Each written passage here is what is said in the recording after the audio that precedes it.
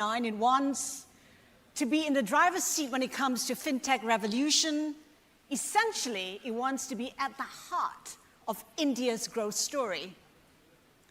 And the man in the driver's seat is the Chief Minister, who's been in this position for a third time. Chief Minister, a pleasure to have you with us. Same here, thank you. We talked about how there's so much angst out there, uncertainty. Give us a sense of how that's impacting investor sentiment. We know that the likes of Blackstone, AWS, have committed billions of dollars to the state of Maharashtra. Are you now sensing that potential investors are sitting on their hands slightly, waiting for more clarity? So I don't think so, because today is better than yesterday and tomorrow will be better than today. And I mean, this all global headwinds which we are experiencing, we have also assessed that, and we feel that that's creating a new opportunity for us as well. So we are aligning ourselves as a new destination for a global supply chain. And I think our investors believe in us. So, I mean, after all this headwinds started, we are interacting with our investors and they are also confident, they are bullish. They don't feel that, something is going to impact them as much as it is talked about. And you see, these shifts are creating opportunities for which we are trying to be ready. So I'm absolutely sure that, our endeavor to become $1 trillion economy, we have already charted the path, and I don't think that these headwinds will be able to disrupt us. So how are you positioning the state to lure the investments? Where are the opportunities? We know that the state is seeing a new phase of industrialization. So you see, right now if you look at Mumbai, Mumbai is already our fintech capital.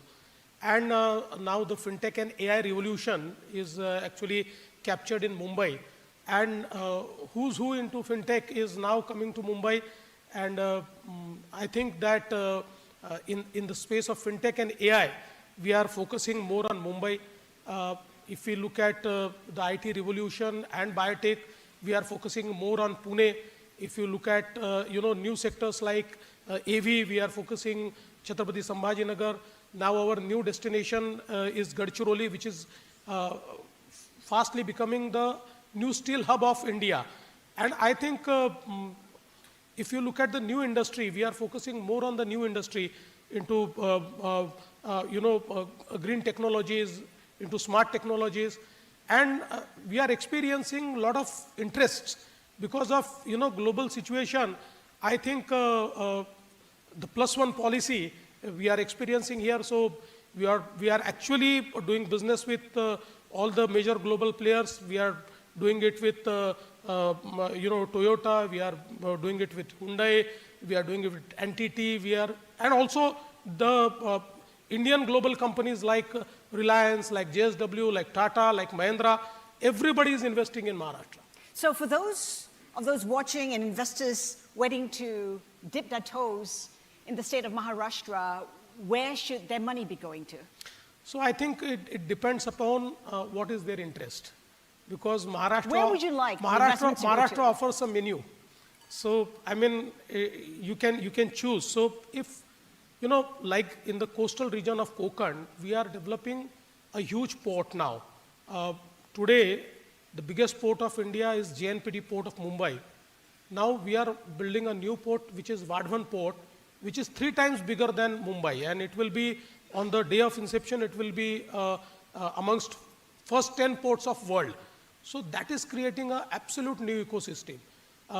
We are building a new Mumbai near the new Mumbai airport, which will be 3 times bigger than Mumbai. We are building a 4th Mumbai in the area of Vadhavan, where a 3rd airport for Mumbai will come, where the bullet train will also stop. So entirely a new city, a new ecosystem we are building.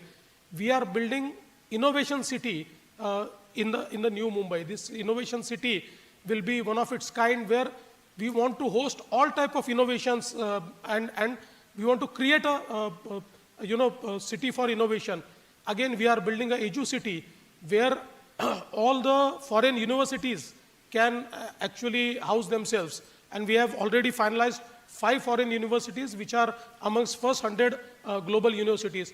So if you look at in and around Mumbai and Pune, a huge ecosystem is being created. But apart from that, if you go to Vidarbha, a new ecosystem you can see where now solar manufacturing, a lot of solar manufacturing is being done and a lot of interests are being created there. So I think in every part of Maharashtra, there is an opportunity, and not just opportunity, but we are also creating an ecosystem. If you look at our MIDC parks, our industrial parks, all of our industrial parks are well equipped. They have very good infrastructure, and we are also creating 30 plug and play industrial parks where the industries can locate themselves, and we are working more on ease of doing business and cost of doing business. So we are trying to make this investment experience absolutely hassle-free. You talk about building an ecosystem. One of the issues is actually talent. If you take a look at India as a whole, the young people, we talk about demographic dividend, but the young people are actually finding it hard to find jobs.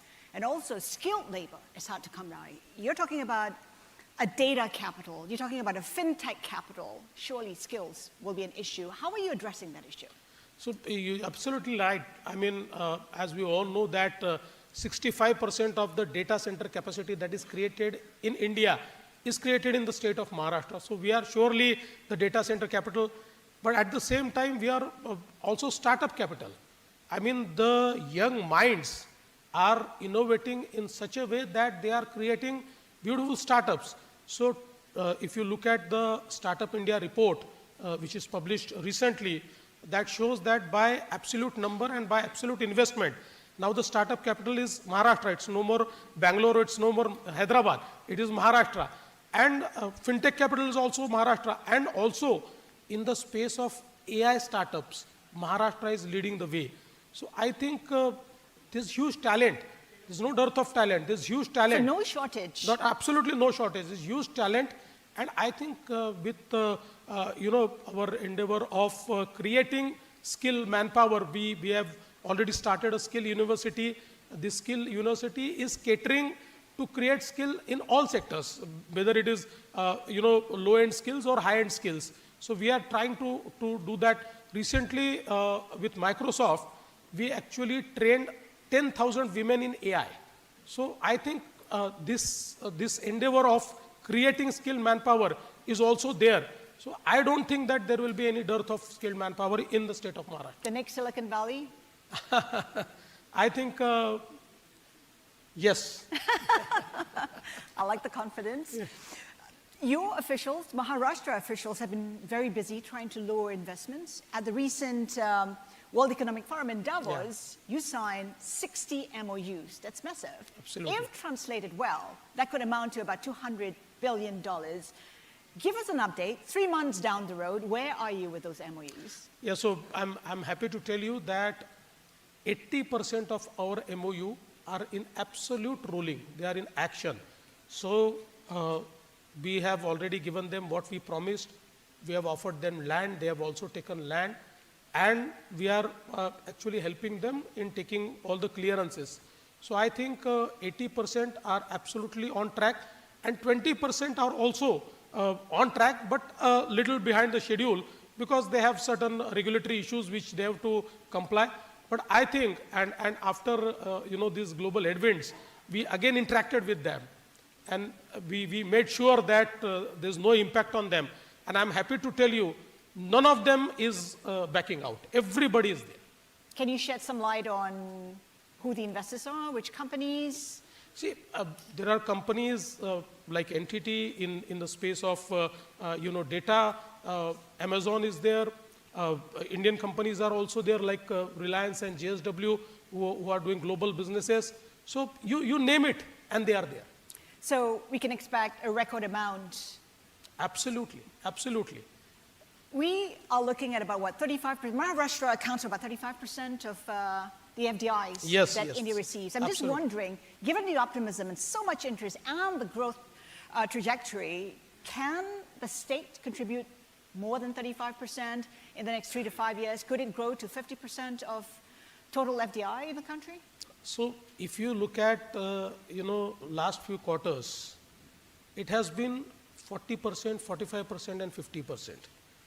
Cumulative is 35%. But there have been instances in past few years that Maharashtra has received 48%, 49% of the FDI that came to India. And it's increasing. So I think, yes, there's absolutely, it is possible that we may go to 40, 45% of the total FDI that comes to India. You know, there's been a lot of talk about the impact of the tariffs. If you take a look at what the OECD itself is projecting, slower growth for the world. And inevitably, more tariffs would mean slower growth, including for countries like India. In my conversation with the Commerce Minister yesterday, he said that there'll be little impact on India's growth. What kind of impact do you see on India and on the state? So you see, Commerce Minister is more equipped to talk about that. But from the perspective of Maharashtra, we also interacted with certain experts. And in the major fields where Maharashtra is doing business, we see that there is a moderate impact, not very high. And in most of the fields, we see that there is a huge opportunity created. Like, in the textile, in the apparels, where Maharashtra is doing very well, there's a huge opportunity which is created. Even there are several sectors where we feel that a lot of opportunity will be created. So as of now, our first interaction with financial experts tells us that it's not going to impact us much. It's going to impact us moderately. What keeps you up at night then? What are the risks you see for the economy here? See, right now the biggest risk for the economy is climate change. Because, predominantly we are also agrarian economy. And agrarian economy is most impacted by climate change. But having said that, now we have started focusing more on climate resilient agriculture. We are working with the World Bank. We have rolled certain projects where we are trying to make our agriculture climate proof. We are trying to, we have announced a mission of AI in agriculture. And using AI modules, we want to make our agriculture more predictable. We want to make, the shifts of nature more predictable in the agriculture. So I think that is one area of concern where, ultimately much is dependent upon the nature, and that gives me sleepless nights. There are also suggestions that the tariffs imposed by Trump may affect the farmers in India. Is that a huge concern for you? I think, what interactions we had, we feel that yes, there will be some impact, but we also see some opportunities, some new markets growing. So I think, there will be shift in the supply chain, and we are making us ready to, accommodate that shift. So we are not as worried as, people feel that it's going to impact. Chief Minister, is there any reason to be concerned about the state debt? Because if you take a look at the level, I think it's tripled in the last decade. For investors sitting here, is that something they should be worried about? They should not be, because I think in India, if you look at the fiscal health of the states, in Maharashtra is the best. Because, if you look at the trajectories set by our FRBM Act or by the Reserve Bank, not a single year we have surpassed. Our fiscal deficit is below 3%. We have maintained it. Our entire debt is just 17% of our GDP. If you look at other states, it is 24%, 25%. Actually, we are allowed up to 25%, but we have maintained up to 17%. And if you look at last 10 years, our GDP has grown from 13 lakh crore to around 45 lakh crore. So 3 times we have increased our GDP, and compared to that, our debt has not increased in that fold. So I think as of now, there is no area of concern. As of now, we are maintaining our fiscal health. And in Maharashtra, we have always tried to maintain our fiscal health, because Maharashtra is known for a good economy. we contribute 14 to 15% to the national GDP. And if you look at, these times GST collection figures, Maharashtra has excelled. I mean, if you look at, I won't say our competitors because they are our fellow states, but if you put together number 2 and number 3 together, then also Maharashtra is more than that. So I think this huge buoyancy we could see, it's a 14% increase over last year in Maharashtra's tax collections. So I think things are fine with the economy. Why is there a reason to spend so much? Where are you spending? I know infrastructure is a key one. I think infrastructure is something which we are trying to create. I mean, you can see a change Mumbai. With all the infrastructure projects today, we are building around 372 kilometers of metro network, out of which 115 kilometers is almost complete. We have created the coastal road, which is actually changing the face of Mumbai. This coastal road will be extended up to Virar, so it will be on the western side. The entire, sea link will be created, and the western side will be decongested. We are creating a multi-modal hub which will be from Virar to Alibag. So that will create an entire loop around Mumbai. So the entire traffic of Mumbai will be decongested because of that. We actually connected Mumbai with the hinterland with Atal Setu, which is 22-kilometer sea bridge. It's one of the longest sea bridge ever built in India. And that has opened up an absolutely new ecosystem now with the new Mumbai airport and the connectivity with Mumbai. As I have told you, the third Mumbai we are creating there, where this Edu City, where Health City, where Innovation City, all these cities will be built. So I think, and not just this, but we are actually creating a network of access control roads. So if you look at the Samruddhi Highway which we have created, this Samruddhi Highway has actually connected us to 15 districts of Maharashtra to the port, to the JNPT port. Now we are connecting this Samruddhi Highway to the new Vadhavan port, and that will actually, give advantage to 17 districts to have port-led development. So around roads, ports, airports, our new Mumbai airport will be ready in next 2 months. We are actually building a new airport in Pune, a brownfield new airport in Nagpur, one more airport at Shirdi. So many airports we are building, ports, airports, roads, highways, bridges. I think we are actually creating an ecosystem to make us a part of global supply chain. Some have pointed out, though, that a lot of the infrastructure that you're building is mainly in the metro area. What's the plan for the second, third tier cities? So I think the metro area infrastructure is more focused. But actually we are building more infrastructure in the rural area, connecting the rural area. Like I told you, Samruddhi Highway is something, it's a highway which we built in spending 55,000 crores. And now that has actually given advantage to the farmers of 15 districts, because they are connected to the port, they are connected to the cities, they are connected to the market. We are again building one more access control road, which is Shaktipit Highway, which will be from Nagpur to Goa. And this will be around 900 kilometers road, and it will actually give advantage to the entire Marathwada region. And again, not just infrastructure pertaining to the roads, but for the rural area, we are actually doing river linkage. 4 river linkage projects. These 4 river linkage projects will cost us around 3 lakh crores, but they will make Maharashtra drought free. So right now, the Godavari river, the Godavari basin, it caters to 49% of Maharashtra's agriculture in terms of irrigation, and also in terms of drinking water and water for the industry. But it is a deficit basin. We are bringing water which is flowing from westwards, rivers, westward flowing rivers, which goes directly into sea.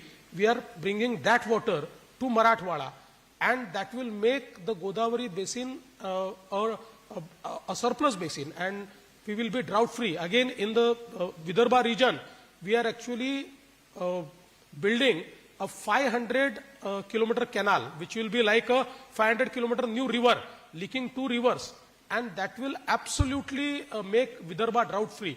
So I think we are doing more in the rural area. However, the focus is always more on the metro area. What's the vision? I mean, the theme says the next 25 years, but I'm not going to put that to you because you need a proper crystal ball for that. We can't even say how it's going to look in 5 years. But in 5 years, how do you see the state evolving? See, there's an absolute focus vision which we have created. Like we created an economic advisory committee under chairman of Tata Sons, Mr. N. Chandrasekharan. 20 CEOs were part of it from diverse sectors, and they have charted a roadmap for us to make Maharashtra a $1 trillion economy by 2029. And some of the things which we are going to do is by 2030, due to our energy transition endeavor, we will be 52% green. I mean, today our energy mix is last year it was 13%, next year it will be 25%, but by 2030, 52% of our energy mix will be absolutely green. It will come from non-conventional sources. Apart from that, this entire MMR region, we have created a plan for MMR region, because we feel that only the MMR region has capability to become a $1.5 trillion economy. So we are working on that. Again, one such cluster we are creating around Pune, one such cluster we are creating around Nagpur. So actually right now what we have planned is balanced development. In Maharashtra, although Maharashtra is a very forward state, economically it's very strong state, but there are districts which are lagging behind. So now the focus is on districts. We have created district strategy investment plans. We are investing in districts so that the districts which are lagging behind will also come forward, and the economic opportunities will be created in those districts. So I think that by next 5 years, one will be able to see absolute balanced growth in Maharashtra. All that depends on funding, and a lot of the funding actually comes from remittances. I think Maharashtra receives 20% of all the remittances that India receives, and now we're seeing a crackdown on legal and illegal immigration. Do you see that in any way impacting your remittances? I don't see that much, because I mean, I should not be saying this, but all that is happening is not of much of concern to Maharashtra, because Maharashtra's presence in US is in Silicon Valley. So I mean, they are the people who matter the most for US also. So I don't see any problem about that. Having said that, about funding, if you look at right now, globally, the investors see a lot of opportunity to invest in India. As you've seen that so much of investors have already come to us, and every day actually we are signing MOUs with global funds to fund us, and also right now even the global banks, they are very much interested in funding our projects. So as of now, we don't see any problem around funding. Chief Minister, we have 20 seconds to go. I'll be remiss not to ask you this question. You have said that the successor of Prime Minister Modi will not come from the state of Maharashtra. What's the basis of that comment? No, I have said that it is not right time to think about successor of Mr. Modi, because in 2029, Mr. Modi will be again Prime Minister.